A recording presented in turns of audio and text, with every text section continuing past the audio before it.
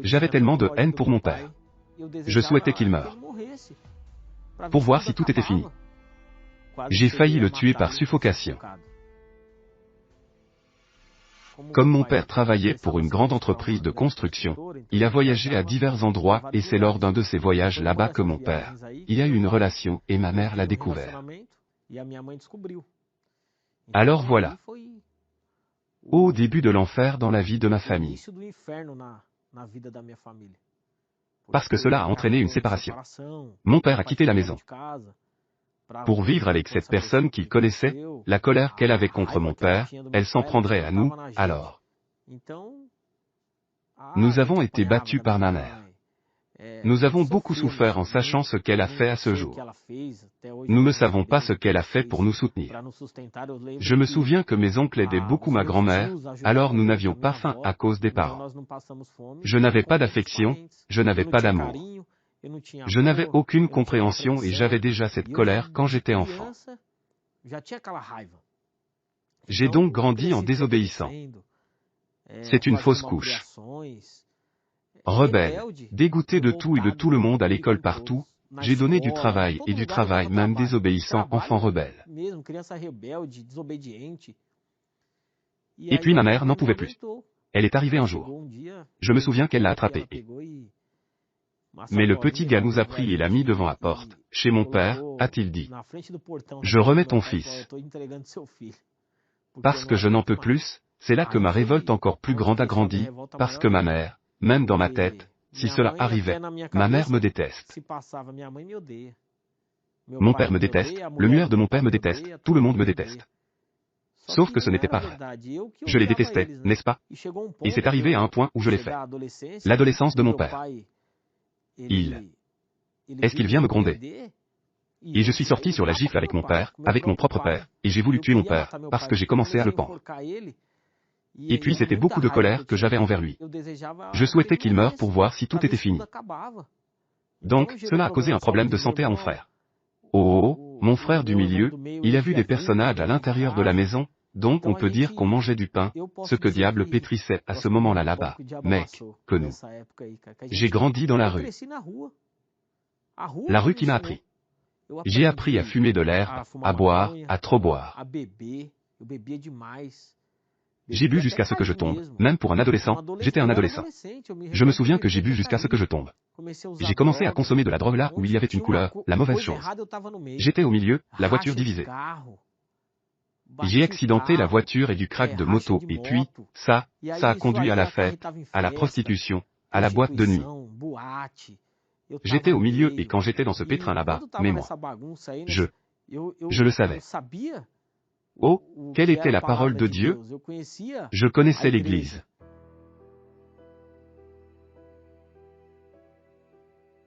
C'est ma grand-mère qui a amené toute notre famille à l'Église. C'était le cas. C'était d'elle cette petite dame avec ce petit sac sous le bras, mais sa foi était gigantesque. Donc, avec ma grand-mère, pas seulement moi, mais tous les membres de notre famille. Nous avons beaucoup de respect pour elle à cause de cela. De ce caractère que ma grand-mère avait, qui est mots et paroles. Et c'est drôle ça. Quand nous le sommes, j'avais besoin de quelque chose. Je l'ai vu à l'église. Non, j'y vais, Dieu m'aidera. Mais ça n'a pas été le cas, non. Je viens d'aller à l'église et cela n'a pas résolu ma vie, non pas parce que je faisais tout de mal là-bas. Apparemment, je pensais que Dieu me gardait. Je venais de l'église. Comme si Dieu était quelqu'un, n'est-ce pas? Qu'en acceptant les mauvaises choses, parfois Dieu a même répondu. Avec n'importe quoi. Ce qui était dans le cas d'une moto dont j'avais besoin, je voulais acheter une moto violente, je l'ai achetée. Dieu m'a même permis d'acheter. Et c'est là que j'ai mon accident. Je me souviens que j'étais en excès de vitesse, j'y suis allé. Je suis descendu de la montagne. Et il n'y avait pas d'autre explication, la moto a glissé. À ce moment-là, quelques secondes après l'accident dans lequel j'étais dedans, la moto tournait sur le sol. J'ai vu la voiture, l'IA me dépasser. Puis, dans ces quelques secondes, ma vie est passée devant mon visage. Parce que même si je l'ai dans le monde.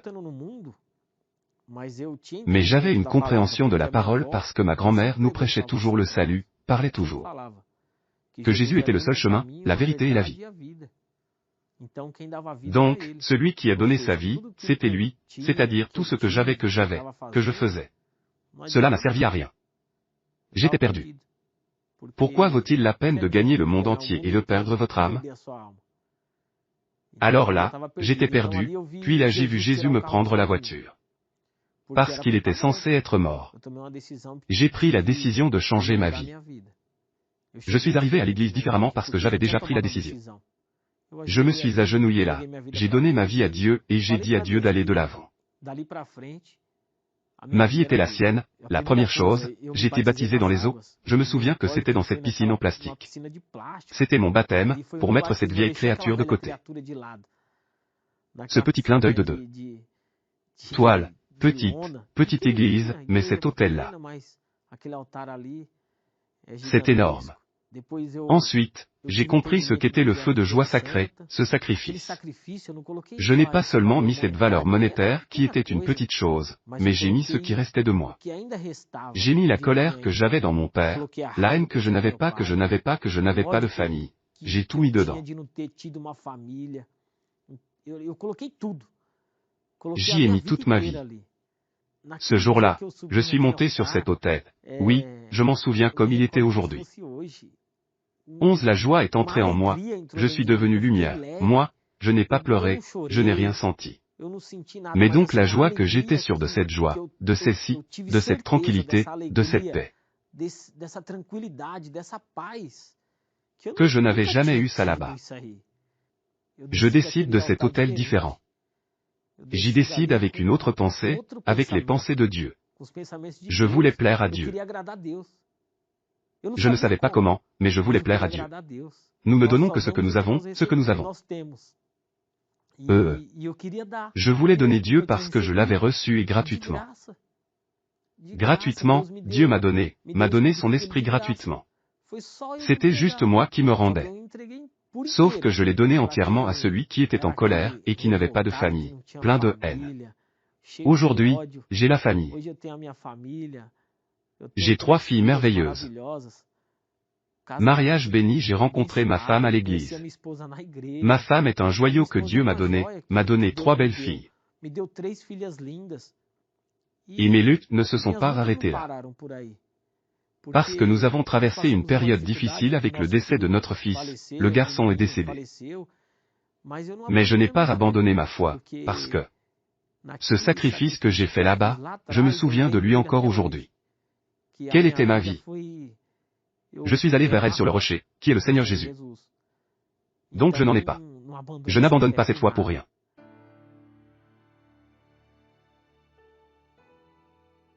Pourquoi mon père ça? Celui que je voulais battre, le tuer, faire tout ce qui était mauvais pour eux et mon père est mon meilleur ami. Ces 3 garçons qui jouaient aujourd'hui sont 3 hommes qui ont réussi. Nous avons donc nos maisons, nos familles.